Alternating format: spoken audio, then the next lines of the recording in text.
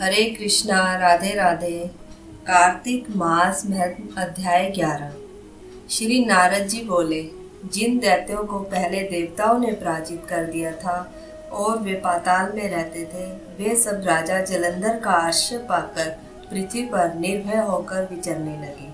किसी समय राहु का कटा हुआ सिर देखकर जलंधर ने गुरु शुक्राचार्य से उसके सिर के कटने का कारण पूछा।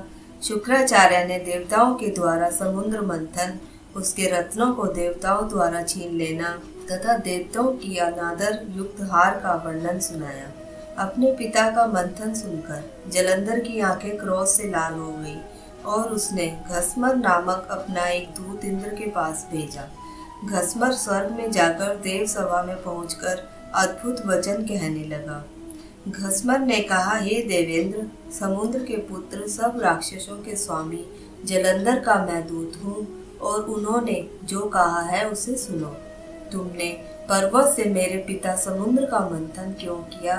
वहां से जो रत्न लेकर आए हो उन सबको शीघ्र मुझे दे दो। इस प्रकार दूत की वाणी सुनकर महाराज इंद्र चकित हो गए। भय और क्रोध युक्त हो घसमर से बोले, हे दूत, प्राचीन काल में जिस लिए मैंने समुद्र का मंथन किया था उसे सुनो। मुझसे भयभीत पर्वतों को समुद्र ने अपने उदर में छिपा लिया और प्राचीन काल में मेरे शत्रु दैत्यों की रक्षा की थी, अतः मैंने उसका मंथन करके उसके सब रत्न ले लिए हैं। इस प्रकार प्राचीन काल में समुद्र के शत्रु शंकासुर ने भी देवताओं से द्वेष किया था। हमारे छोटे भाई विष्णु भगवान ने सागर में घुसकर उसे मारा था, अतः अपने स्वामी के पास जाओ और समुद्र मंथन का सारा संवाद अपने स्वामी जलंधर से जाकर कह सुनाओ। नारद जी ने कहा। इस प्रकार वह दूत इंद्र से विदा ले पृथ्वी पर आया और इंद्र का संपूर्ण कथन राजा जलंधर से कहा। उन बातों को सुनकर क्रोध से उस दैत्य के होठ कांपने लगे।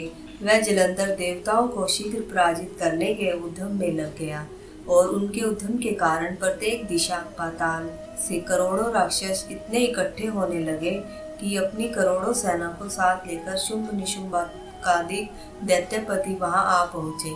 उस राक्षस राज जलंधर ने स्वर्ग लोक जाकर नंदन वन पर अपना अधिकार कर लिया। तब देवतागण भी युद्ध के लिए स्वर्ग से बाहर निकले। देवताओं ने देखा कि प्रबल दैत्यों की सेना ने अमरावतीपुरी को घेर लिया है, अतः देवता और दैत्यों की सेना में घमासान युद्ध होने लगे।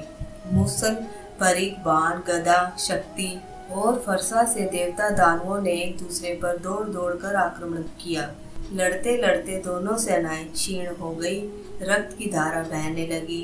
चोट खाकर गिरे हुए तथा घायल होकर गिरने वाले, रक्त से सने हुए हाथी, घोड़े, रथ तथा पैदलों से जो वहाँ संग्राम भूमि संध्या काल के समय के मेघों के समान लाल हो गई। उस युद्ध में मरे हुए राक्षसों को शुक्राचार्य जी जिलाने लगे। दूसरी ओर मरे हुए देवता भी जी कर उठने लगे। मरे हुए देवताओं को पुनः जीवित देखकर क्रोधित हो जलंधर ने शुक्राचार्य से कहा, अभी मैंने जिन देवताओं को संग्राम में मारा है वह फिर कैसे जीवित हो गए? यह सुना गया है कि आपकी मृत संजीवनी विद्या आपके अतिरिक्त किसी को नहीं ज्ञात है।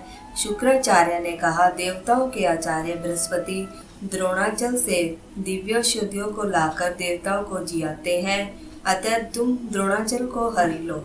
नारद जी ने कहा। उनके ऐसा कहने पर जलंधर ने द्रोणाचल को लाकर समुद्र में फेंक दिया और स्वयं फिर देवताओं से महायुद्ध में संलग्न हो गया।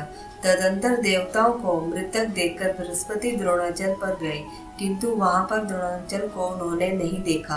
दैत्य जलंधर द्वारा द्रोणाचल हारा हुआ जानकर बृहस्पति चिंता और भय से किम कर्तव्य विमूढ़ हो गए।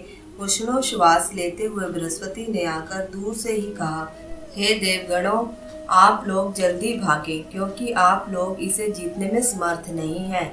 यह राक्षस श्री शंकर के अंश से उत्पन्न हुआ है। तुम लोग इंद्र की चेष्टा को स्मरण करो। इस प्रकार बृहस्पति की वाणी सुनकर भय से व्याकुल होते हुए जलंधर राक्षस द्वारा मरते हुए सब देवता दशों दिशाओं में भागने लगे। देवताओं को भागता हुआ देखकर समुद्र पुत्र जलंधर तब शंख, भेरी तथा शब्द करता हुआ अमरावती नगरी में पहुंचा राक्षसों को इंद्रपुरी में अधिष्ठित देकर राक्षसों से सताए हुए देवता कैलाश पर्वत की गुफा में जाकर रहने लगे। इसके पश्चात जलंधर इंद्र आदि के समस्त अधिकारों पर शुंभ आदि राक्षसों को अलग अलग अधिष्ठित कर स्वयं कैलाश पर्वत की गुफाओं में गया। कार्तिक मास महत्व अध्याय 11 समाप्त। बोलो कार्तिक मास की जय, बोलो राधा रानी सरकार की जय। तो चलिए मेरे साथ महामंत्र का उच्चारण करें। हरे कृष्णा कृष्णा कृष्णा हरे हरे, हरे राम राम राम हरे हरे।